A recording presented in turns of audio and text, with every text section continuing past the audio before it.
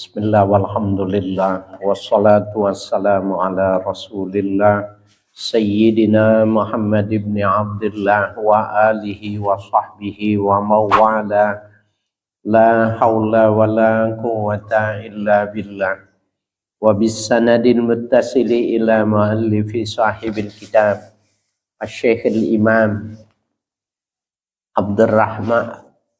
Abdul Wahhab Asy'arani Zil Karamah nafa'ana Allahu bihi wa bi ulumihi wa barakatihi fid dini wa dunya wal akhirah wa alihi wa masyayikhihi wa masyayikhina wa usulina uli futuhil ilmi wal hikmah anna Allaha yataghashahum birrahmati wal maghfirah wa yaj'aluna minal ladzina yastami'una al-qawla fayattabi'una ahsanah wa ya'maluna al-khairati fahtasabah wa ila hadaratin Nabi Muhammadin sallallahu alaihi wa alihi wa sallama al-Fatihah. A'udzu billahi minasy syaithanir rajim. Bismillahirrahmanirrahim. Alhamdulillahi rabbil alamin.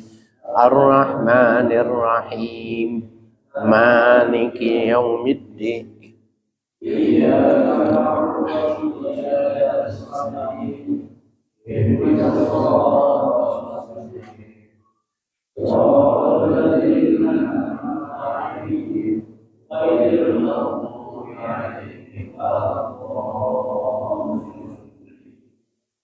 Amin.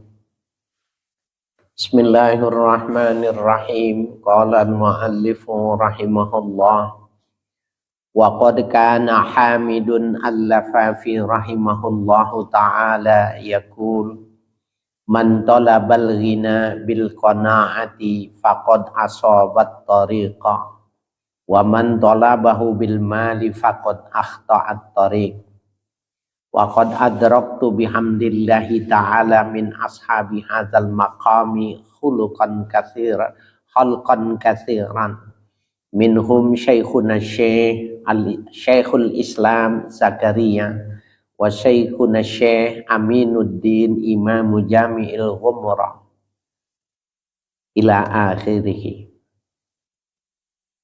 Wa qad kana Hamidun al-Lafafi rahimahullahu ta'ala yaqul.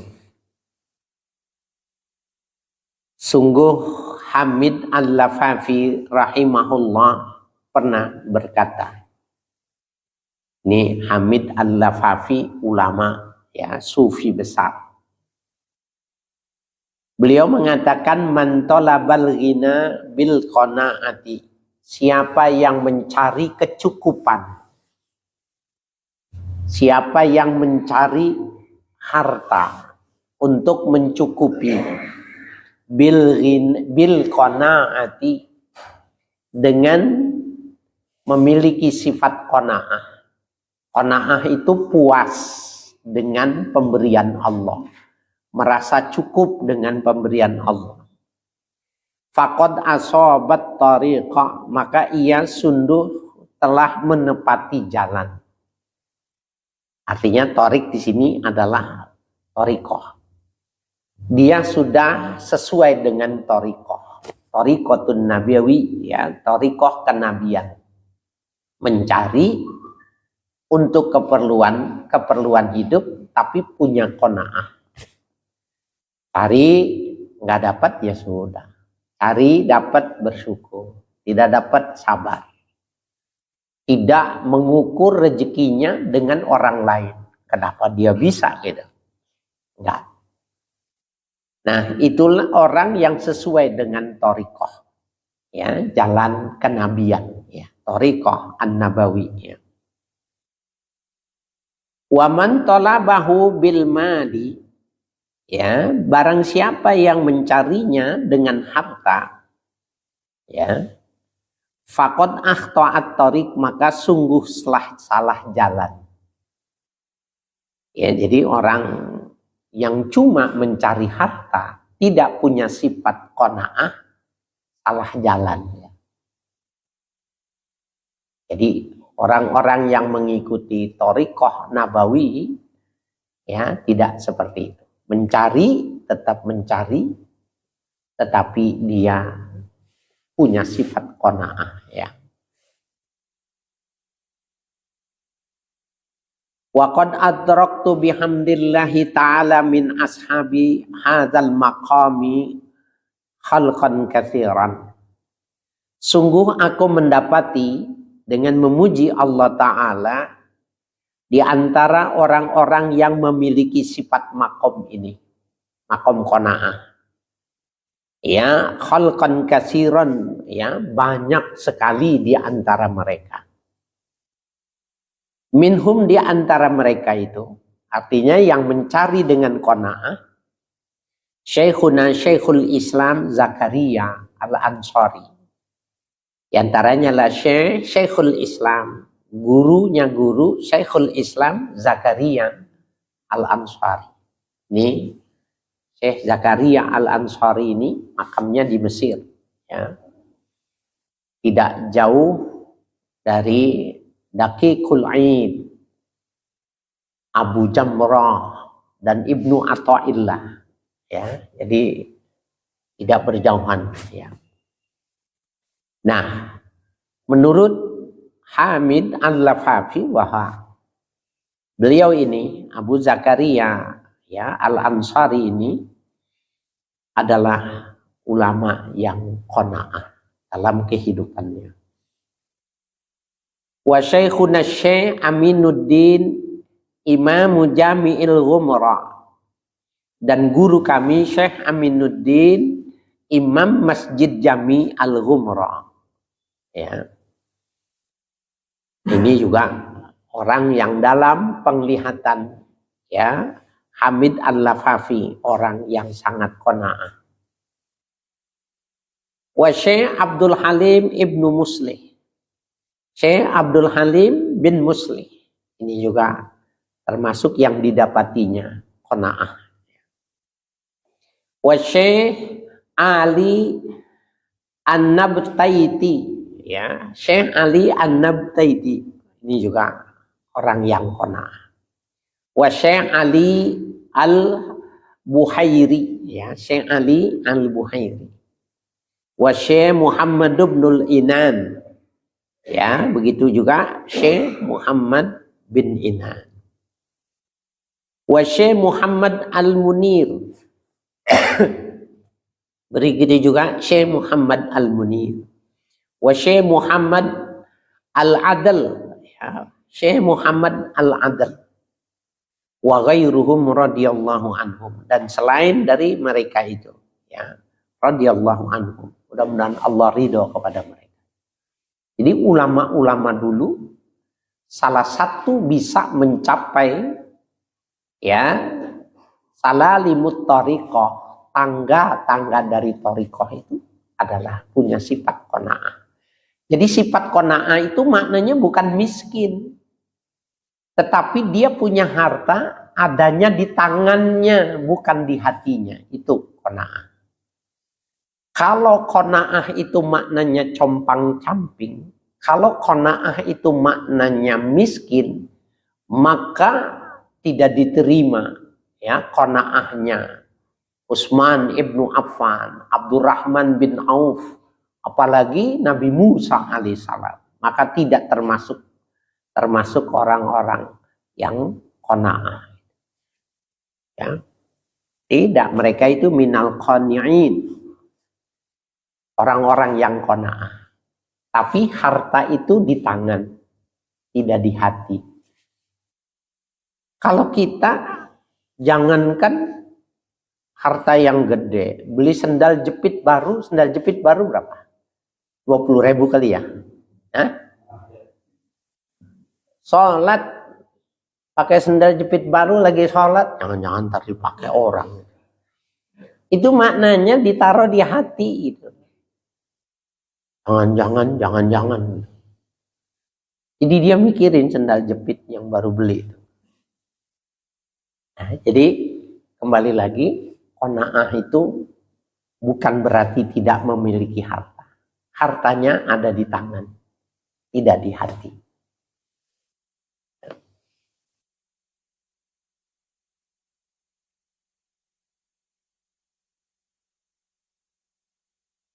Wa ra'aituhum, dan aku melihat mereka itu yuftaunal khubzal yabisa fil ma'i, ya, wa yaktafuna bihi. Aku melihat mereka itu, ya, yuftaunal khubzal yabisa fil ma'i, memberi fatwa roti yang kering dimasukkan ke dalam air, wa yaktafuna bihi, dan menganggap cukup dengan roti itu. Ini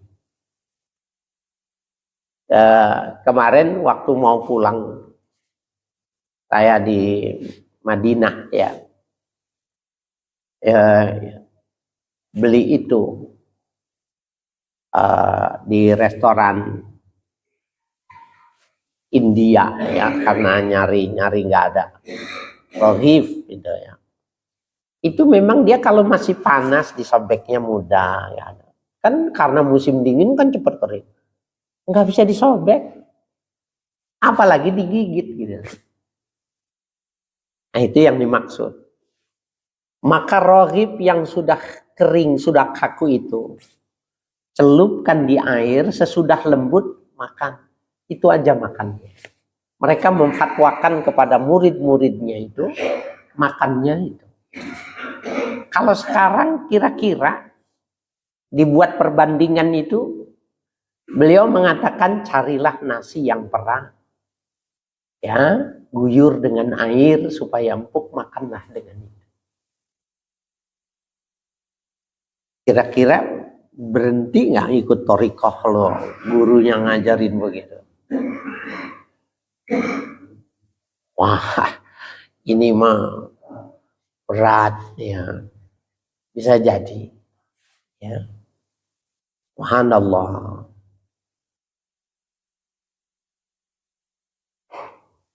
Wa kana Syekh Tajuddin Az-Zakir rahimahullahu taala yaqul, adalah Syekh Tajuddin Az-Zakir rahimahullah yaqul, ia pernah berkata, laisal qana'atu bi ayyakula syahsu kullama wajada min ghairi kulfatin.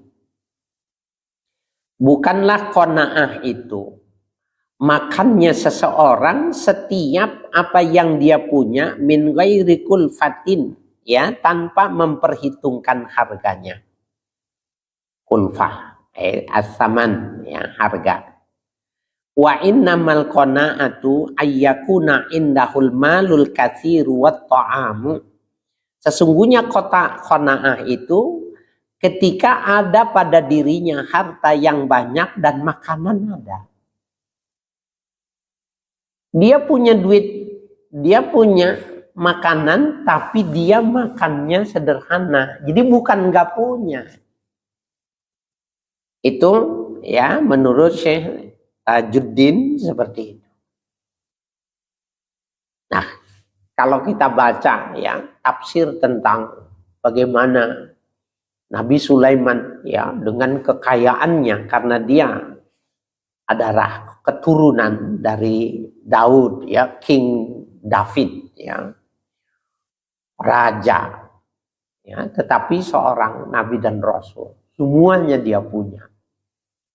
Tetapi dalam kehidupannya itu selalu saja dia memakan roti tawar, bahkan tidak memberikannya garam.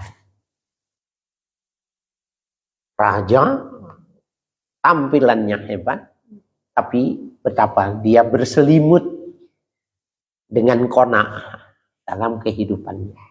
Nah, ini yang dimaksud. Jadi orang qanaah itu bukan nggak punya duit, gitu. Punya duit, punya makanan, tetapi dia tidak memanfaatkan kepemilikan dan kepunyaannya itu. Jadi kira-kira gitu, ya. Kita sebagai kepala rumah tangga itu kan kadang-kadang dituntut sama keluarga gitu, ya. Kalau nggak istri, ya anak lah. Masa nggak ini makan di rumah terus? Gitu. Kali-kali makan di puncak, makan di restoran gitu, yang enak. Gitu. maka kita bisa jadi sepakat itu. Ya sudah, karena orang yang bertasawuf itu tidak mewajibkan kepada istrinya dan anaknya, kecuali memang dia ikhlas untuk mengikuti kita. Gitu. Makan, hidangan sudah ada semua gitu. Itu kan halal orang kita yang punya, yang minta, tapi kita makannya itu tidak memakan semua dari yang ada. Apa reaksi keluarga kita kalau kita begitu? Udah beli nggak dimakan, sayang mubazir, kita disalahin. Kita disalahin itu.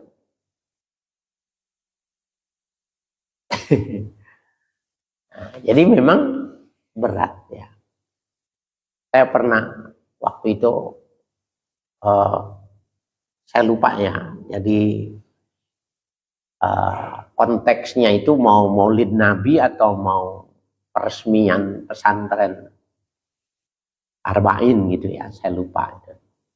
Jadi saya ngetik sampai malam gitu.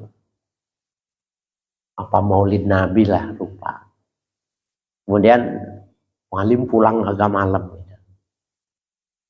Begitu terus. Tapi lama-lama suatu saat saya dengar gitu, mualim mau tuh ya pergi ke Pizza Hut ya. Baru-baru saya agak kaget juga gitu. Tetapi lama-lama saya paham. Oh iya. Yang menjalani thariqah itu kan mualimnya. Itu tidak wajib bagi istrinya, bagi anaknya untuk mengikuti dia kecuali dengan kesadaran. Bertahun-tahun berikutnya itu ke puncak. Gitu. Ya, apain ulang tahun. Saya nggak yakin dianya yang minta dibuatkan ulang tahun. Tapi bisa jadi tuntutan dari cucu, dari anak. Gitu. Tapi diikuti. Nah, itu yang dimaksud.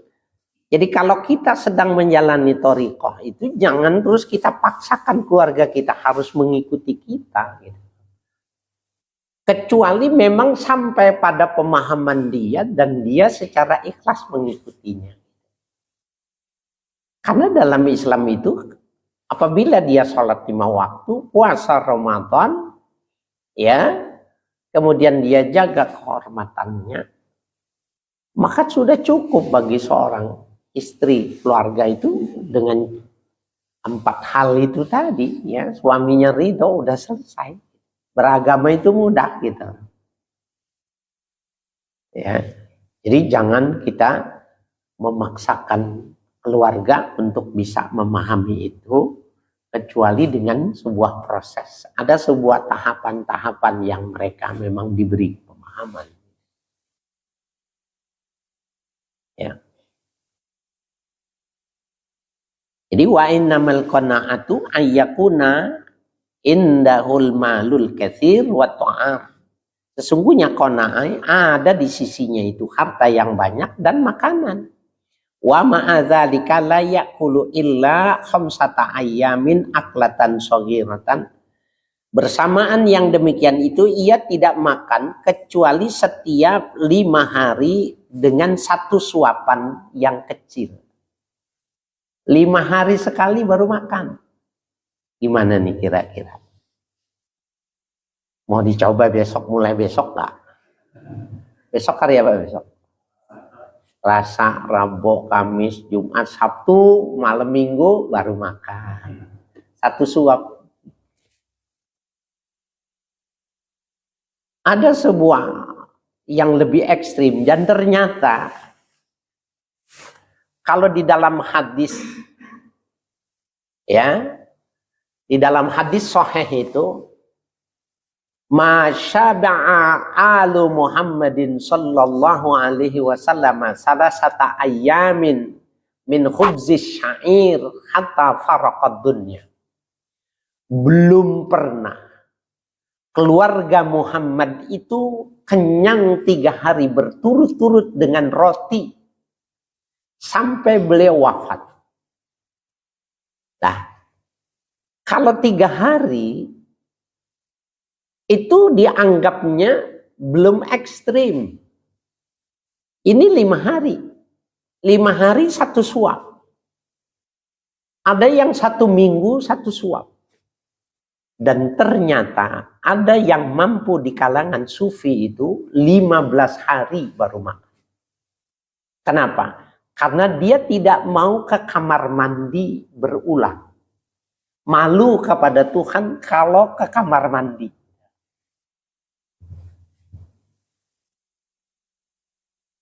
La ilaha illallah. Kita mah tiap pagi kalau nggak buang air dikasih obat.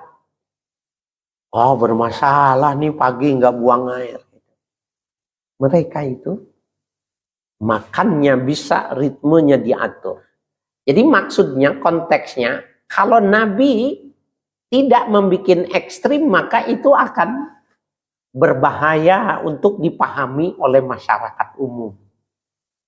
Walaupun para mutasawwifin ternyata melakukannya lebih 5 hari, 10 hari. Subhanallah. Ya, termasuk ya Allah yarham Kiai Bunyamin itu, kalau nggak makan-makan itu sampai disuapin sama istrinya itu. Maka dia mau nerima karena menghormati istri yang sudah masak. Tapi kalau nggak disuapin nggak makan. Ada yang sampai semacam itu.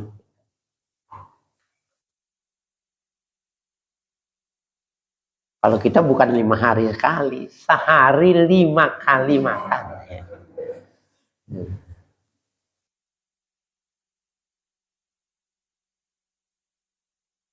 Ya, jadi ilnaku kula khamsati ayyamin aklatan shaghiratan, kecuali setiap 5 hari 1 suapan yang kecil. Au salasati ayyamin, atau 3 hari. Ya, nah yang 3 hari itu hadisnya sahih. Nabi belum pernah 3 hari berturut-turut perutnya kenyang. Nah, ada orang bilang gini, ini ajaran ini nggak rasional gitu. Orang kalau perutnya lapar itu marah, temperamental gitu. Jangankan sampai 3 hari, bangun dia kopi nggak ada, sarapan nggak ada, itu pintu ditendang.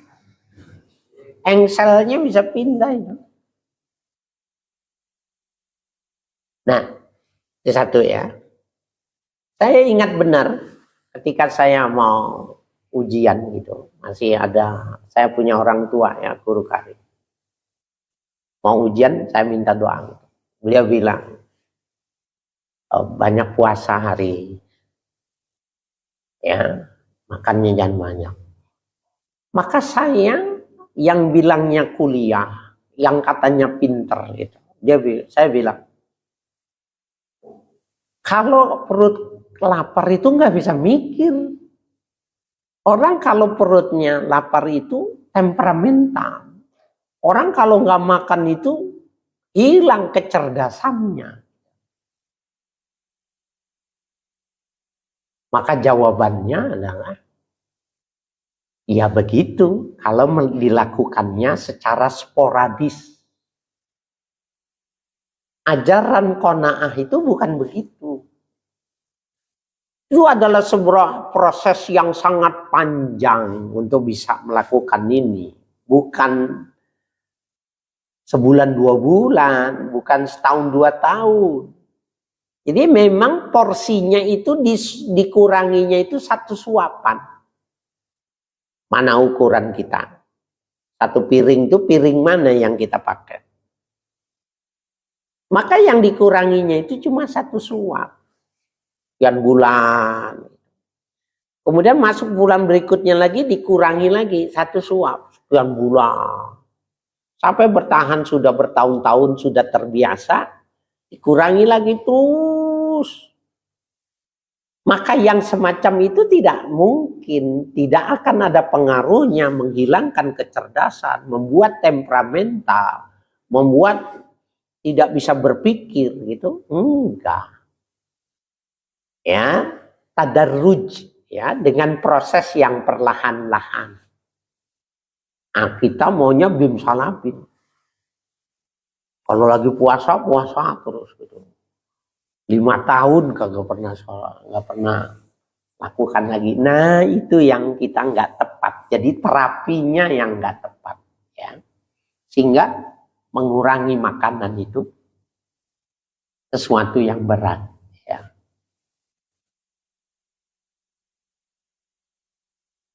Wa kana Sayyidi Ali Al-Khawwas rahimahullah.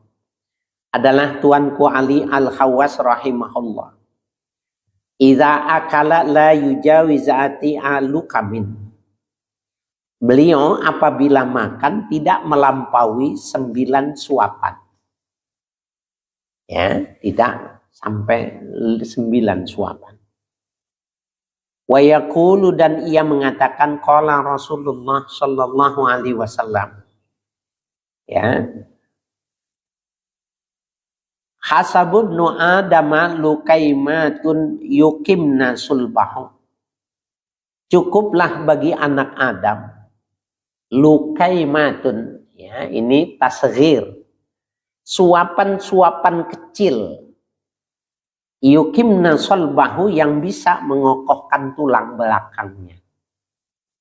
Jadi suapan kita itu yang menggunakan 4 atau 5 jemari, kurangin dong. Sehingga Nabi digambarkan itu menggunakan jarinya itu cuma 3. Kalau kita 5-5-nya dipakai. Nah, itu jadi sebuah model pendekatan juga. Ya. Ya, jadi cukup bagi anak Adam itu beberapa suapan kecil yang bisa menegakkan sulbinya, ya, tulang belakang. Walukaimatu minas salasi ila tis'i. Dan suapan-suapan kecil yang dimaksud itu 3 sampai dengan 9 suapan kecil. Ya. Bukan suapan kita, ya. Suapan kecil, ya, 3 sampai 9 itu ditafsirkan, ya, dijelaskan oleh para sufi, ya. Wa qauluhu sallallahu alaihi wasallam, ya, hakun, ya, wa sodakun, ya. Adapun sabda Nabi sallallahu alaihi wasallam, hakun, ya, adalah sebuah perkataan yang benar.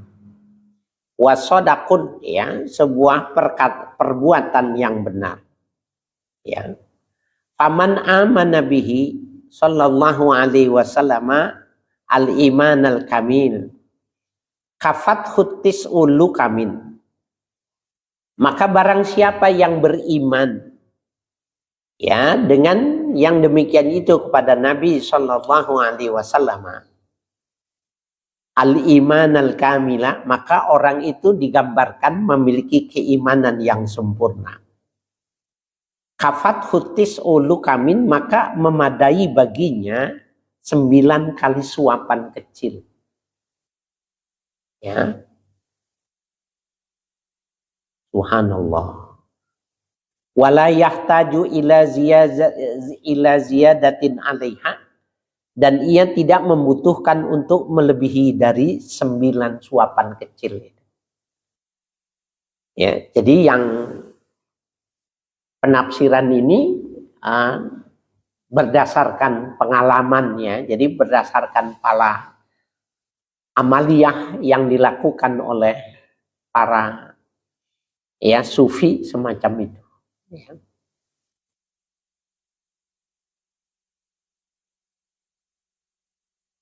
Wa qad sami'tuhu rahimahullahu ta'ala marratan yaqul, dan sungguh aku mendengarnya, ya, kepada, ya, rahimahullah, ya, kata Tuan Musannif, ya, marratan, suatu kali, yaqul, ia mengatakan, malam yaktafi bitis lukamin fil yaumi wal lailati fahuwa lam yu'minil imanal kamila. Ya, barang siapa yang tidak merasa cukup dengan 9 kali suapan kecil sehari semalam, ya, maka dia tidak beriman dengan iman yang sempurna. Ya Allah, ini ukurannya ukuran sufi ya. Kalau sehari semalam tidak cukup dari 9 suapan kecil, dia belum beriman dengan perkataannya Nabi. Jadi kita nggak bisa ya memahami ini kecuali memang yang diberikan pemahaman oleh orang-orang yang sudah melakukan. Jadi artinya gini, jangan dipahami ini ekstrim gitu. Ajaran ekstrim betapa Nabi itu mengajarkan tentang kesederhanaan. Ini Bapak sekalian. Saya ketika kuliah di pasca sarjana itu saya ingat benar. Ada seorang guru besar, jadi profesor, doktor, ya, yang mengatakan bahwa Imam Ghazali itu bertanggung jawab atas ketertinggalannya umat Islam dalam sektor ekonomi. Dia langsung menuduhnya begitu. Ajaran tasawuf itu yang menyebabkan Islam itu tertinggal dari sisi ekonomi.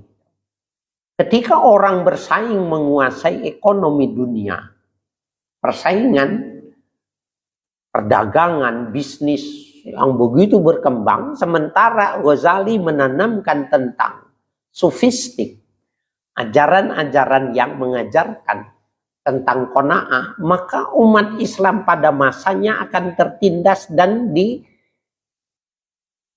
dibawa ketek orang-orang yang menguasai dunia.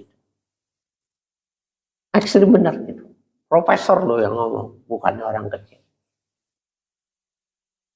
Dalam hati saya pada waktu itu cuma bilang gini, ini sebenarnya udah baca belum Ihya gitu. Sehingga dia tuduhannya begitu.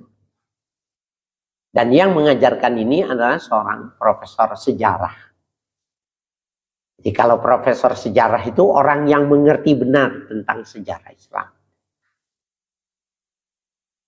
Semuanya mahasiswa itu deheb semua. Semua nengok kiri kanan. Tapi nggak ada yang berani bantah. Ya karena kita pertimbangannya kan lain gitu. Orang belum lulus mau bantah bagaimana?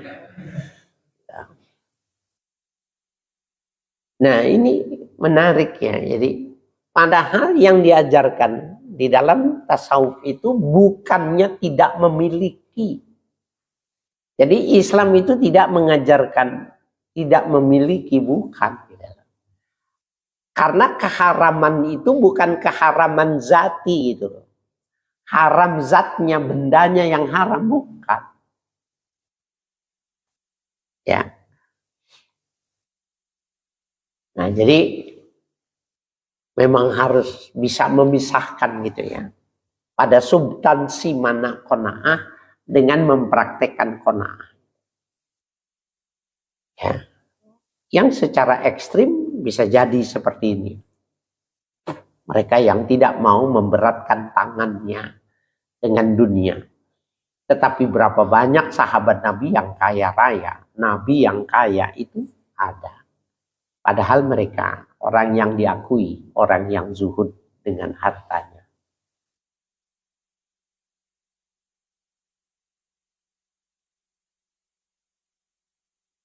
Liqaulihi sallallahu alaihi wasallam. Ya, berdasar pada sabda Nabi Shallallahu Alaihi Wasallam, hasabnu adama ila akhirih. Ya, itu dalilnya. Cukup bagi anak Adam, ya, beberapa suapan yang bisa menegakkan tulang belakang.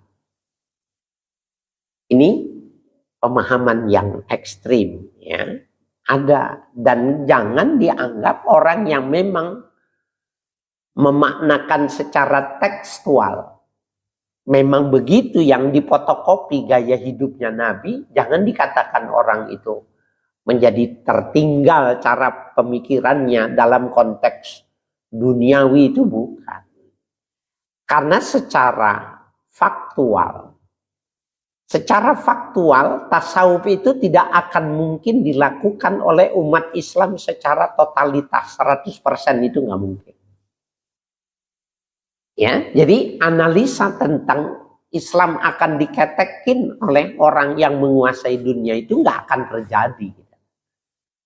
Karena memang konsep qanaah ini tidak akan dilakukan oleh umat Islam secara keseluruhan. Karena ini levelnya, bicara level qanaah itu adalah level yang sudah tinggi, yang tidak mungkin dijalani oleh masyarakat awam. Itu jawabannya. Jadi nggak mungkin. Ya, ada orang yang bersyariat itu benar-benar bersyariat saja, dan dijamin ketika ada orang yang bertanya tentang bagaimana dia bisa selamat, maka lakukan sholat, puasa, zakat, haji gitu. Ketika orang itu mengatakan, demi Allah tidak akan aku tambahkan dari yang diajarkan. Orang itu pergi, Nabi juga bersumpah, demi Allah kalau dia melaksanakannya pasti masuk surga. Jadi kalau ukuran mau masuk surga itu nggak perlu kajian yang dalam ini. Gitu. Tetapi ini bagian dari sebuah mempelajari aksesoris, mempelajari tentang kemuliaan. Ziyadatul khair, tambahan kebaikan-kebaikan gitu. Ya. Kan faktanya kita ini, tadi saya tanya, ada yang mau mulai ngamalin nggak besok makannya 5 hari sekali? Nggak ada yang jawab. Kenapa? Ya berat lah. Berat. Tetapi bisa jadi lebih dari itu bagi orang yang tajarrudnya itu, prosesnya itu panjang. Ya, panjang. Qultu, saya berpendapat, wa yambaghi hamlu dzalika ala ghairi ashabil a'mali syaqqati. Ini ya. Wa yambaghi seyogianya, ya, hamlu dzalika, ya, membebani yang demikian itu ala ghairi ashabil a'mali syaqqati, tidak atau selain dari orang-orang pekerja keras. Orang yang kerjanya keras, macul di sawah, perkebunan, orang yang peternakan yang 6 jam di terik matahari, jangan disuruh makan 9 kali suap, mati dia. Ya. Kata Abdul Wahab Asy'arani, jangan. Amma ashabuha, adapun orang yang memiliki amalan yang pekerjaan yang berat itu tadi, kal khurras, ya, seperti orang yang piket, khurras, orang yang jaga perbatasan negara itu, dia mempertaruhkan nyawa kalau zaman dulu itu di perbatasan. Indonesia dulu, saya ingat betul, waktu Timur mau memerdekakan diri, itu tentara-tentara yang ditugaskan ke mereka itu, yang jaga perbatasan Indonesia, Timur pada waktu itu resikonya mati, dan mereka itu makannya apa aja dimakan. Kenapa? Resikonya mati. Yang kedua, tidak ada makanan. Nah, jangan disuruh ente kalau jaga perbatasan makannya ya 3 sampai 9 suap aja. Ya mati dia. Ya. Jadi di dalam ajaran tasawuf juga dilihat dia kerjanya apa gitu. Ya, jadi orang ashabuha kal urras, ya, orang piket. Wal khussad, orang-orang yang kerjanya itu berburu. berburu, cari makanan, cari daging. Dulu di zaman Nabi itu, di zaman sahabat, kalangan tabi'in, tabi'ut tabi'in itu, nyari daging itu bukan di pasar, nyarinya itu di hutan. Nah, mereka yang ya hidup berhari-hari di hutan, punya daging, dia jual, dia punya uang. Khussar. Wat turas penjaga gudang, ya. Wan nuti, nut itu kelasi. Pernah naik kapal laut enggak? Naik kapal laut itu apa sekalian, anginnya itu kencang. Itu orang yang jadi kelasi kapal itu gampang lapar karena dingin. Saya dulu waktu masih ngajar di Sidomulyo di Lampung Selatan, ya, merasakan itu. Jadi kalau nyebrang itu naik ke atas ya, ke buritan gitu. Gimana sih rasanya ya kapal itu? Bener-bener dinginnya itu sampai ke dalam-dalam. Kalau malam. Nah, bagaimana kalau orang pekerjaannya itu nyari ikan? Orang kerjanya nyari ikan. Kemudian makannya cuma 3-9 suap yang kecil gitu. Nggak bisa. Ya, nggak mungkin kuat. Ya. Wal fa'ili, dan para pekerja. Wa nahwihim, dan selain ya yang seumpama dengan mereka. Nggak bisa diterapkan gitu. Nah, kita ini sekarang, kita pekerja berat bukan? Kalau kita termasuk kelompok pekerja berat, ya jangan. Maka kita zolim terhadap diri kita manakala kita melakukannya itu. Ya. Fala yakfi mislu dzalika illa in kanat tasiru ya qawwathu ya malakiyatan ya. Maka tidak memadai yang demikian itu kecuali telah menjadi kekuatan yang dikuasai, malakiyah yang dikuasainya. Wa ghalabat ruhaniyatuhum ala jusmaniyatihi, dan telah mengalahkan rohaninya terhadap jusmaniyah. Jusmaniyah itu ya tubuh yang terlihat. Jusmaniyah atau jismaniyah itu dalam dua bacaan itu. Jasmani kalau bahasa Indonesia. Jadi kalau rohaninya sudah lebih kuat dari jasmaninya, boleh melakukan konsep ini gitu. Tapi kalau jasmaninya belum dikalahkan oleh rohaninya, jangan tersiksa. Yang tadi saya katakan, kalau kita mengurangi makan, maka kita kunang-kunang. Pernah nggak kelaparan? Kunang-kunang Pak, ngelihat duit angkanya pindah-pindah. Lompat-lompat, gitu. Ngembaliin bisa salah. Gitu. Ya bisa. Jadi tasawuf itu ajaran yang rasional gitu.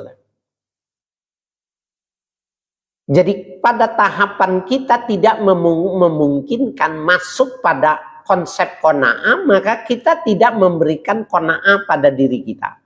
Porsi kita itu aspek yang lain, ikhlas. Ya, apalagi sabar, bersyukur. Yang qanaah ini tidak bisa diterapkan sama kita dari lantaran kita rezekinya memang pekerja tenaga. Gitu. Enggak, bukan dipukul rata harus melakukan itu. Ini ajaran yang rasional gitu. Nah, sehingga salah itu.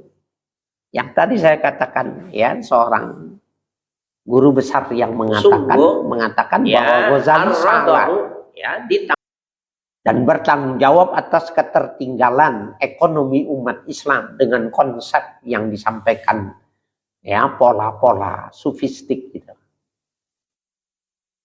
Ya, bisa jadi dia belum baca secara utuh gitu. Enggak dipaksakan. Lihat. Jadi kalau Syekh Nawawi Al-Bantani mengikuti penjelasan dari Syekh Zainuddin Al-Malibari bahwa anak tangga sufi itu ada 9. Maka bisa jadi kalau kita tidak bisa 9-9-nya 3, 4, 5 itu sudah bagian dari kelompok sufistik. Bukan maknanya 9-9 itu harus dilakukan. Ya, tetapi dia proses tajarrudnya itu yang memang benar-benar sama dia itu tidak menjadi sesuatu yang menyakitkan, tapi mengasihkan gitu. Ya, jadi ini bukan ajaran kemiskinan gitu. Ini bukan ajaran pesimistis, bukan. Nggak boleh, ambillah makom-makom yang lain, level-level yang lain, yang itu ajaran dari tasawuf. Wah, kita bilang gini kira-kira, yang ini enggak ada nih, gitu lah. Gitu, enggak apa-apa, berarti masih 8 yang kita amalkan, gitu. Berat ini mah, gitu. Jangan. Ya, karena kita juga menyiksa tubuh kita itu enggak boleh, zolim.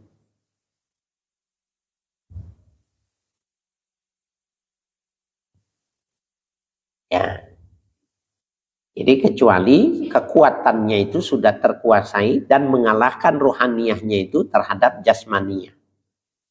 Wa kama qalla Jibrilu alaihi salatu wassalam madaina qaumi Lut alaihi salatu wassalam. Sebagaimana memindahkannya malaikat Jibril alaihi salam. Ya. Madaini qaumi Lut alaihi salam. Madain itu jamak dari Madinah. Jamaknya Madain. Jadi kota-kota yang dihuni oleh kaum Lut. Ya. Wa rafa'aha ila nahwis sama'i, dan ditinggikan kelompok-kelompok dari kaum Lut yang tidak tercemar itu tadi. Ya, ila nahwis sama'i, seumpama ya ke langit gitu. Maksudnya bukan naik ke langit. Ditinggikan, diangkat oleh malaikat Jibril atas perintah Allah orang-orang yang tidak larut dengan perbuatannya kaum Lut itu ke tempat yang tinggi. Hatta sami'a ahlus sama'i siyahadi kati, sehingga bisa mendengar ahlus sama'i, ya, penghuni yang ada di dalam langit itu tadi, siyahadi kati, kukuruyuknya ayam jago, ya. Wanubahul kilabu, begitu juga terdengarnya calakannya anjing, menggonggongannya anjing. Kama warada ma'a anna Jibril alaihi salatu wassalam la yakulu wa la yashrabu. Ya. Warada, datang penjelasan ma'anna Jibril alaihi salatu wassalam la yakulu wa la yashrab. Jibril tidak makan, tidak minum. Fafham. Ya, pahamilah. Kenapa tidak makan, tidak minum tapi punya energi gitu. Malaikat itu. Bahkan kalau kita baca sirah Nabawi ketika Nabi pada perang Uhud itu terjepit karena posisinya melemah, posisinya sedikit dalam yang banyak, sehingga Nabi mengatakan, ya Allah, bila kau kalahkan, ya, pengikut kelompok ini, maka tidak akan ada lagi yang menyebut-nyebut namamu di muka bumi. Karena memang umat Islam sedikit dan sudah keluar semua. Saya ingat benar dulu waktu 212 Neno Warisman itu mengatakan, ya Allah, bila memang tidak kau menangkan kelompok ini, maka tidak akan ada lagi orang yang menyebut-nyebut namamu. Habis dibully habis tuh Neno Warisman. Yang pantas mengucapkan itu ya cuma Nabi gitu loh. Karena memang zamannya turun semua. Kalau ini kalah, mana lagi, gak ada lagi yang menyebut-nyebut nama Tuhan. Maka Allah turunkan 1.000, 2.000, sampai 3.000 pasukan. Ya, yang dari para malaikat. Yang ketika mereka itu makan minum, malaikat itu cuma bersandar. Tidak menarik napas, tidak lapar, tidak haus gitu. Pada akhirnya mereka tahu, wah ini mah bukan manusia. Nggak ada capeknya. Kita sedang diajak sebuah perbandingan, kok dia nggak makan, nggak minum, dia kuat. Gitu. Kalau begitu, secara teratur, manusia juga nggak bisa, nggak makan, nggak minum, tapi kuat. Dan itu sudah dibuktikan ya di dalam sejarah Nabi Sulaiman juga, ya ketika ditawarkan kepada iblis manusia, siapa yang bisa memindahkan singgasananya Bilqis, ya jin Ifrit mengatakan, sebelum kau berangkat dari tempat dudukmu berdiri, aku sudah bisa bawakan ya singgasananya Bilqis. Tapi ada seorang soleh yang mengatakan, sebelum kau kedipkan matamu, kau angkat dan sebelum matamu kembali, aku sudah bisa hadirkan. Jadi manusia itu sebenarnya punya kapasitas yang bisa setingkat selevel malaikat. Itu maknanya. Lah kalau sekarang makannya masih 5 kali, itu masih belum tambahan bubur ayam, belum tambahan. Ya wajar karena memang tidak terlatih gitu loh. Malam belum ada somai. Itu belum terlatih. Tapi kalau sudah terlatih, bisa. Bisa. Ya. Dan manusia itu lebih tinggi derajatnya dari jin, dari malaikat, manakala memang mengikuti pola. Nah, kembali lagi, jangan memaksakan kalau kita memang pekerja tenaga. Nggak boleh, karena kita menyiksa diri kita. Nah, kembali lagi, dari 9 anak tangga itu berapa yang bisa kita lakukan? Pertama, ikhlas. Jadi orang ikhlas. Sabar. Syukur.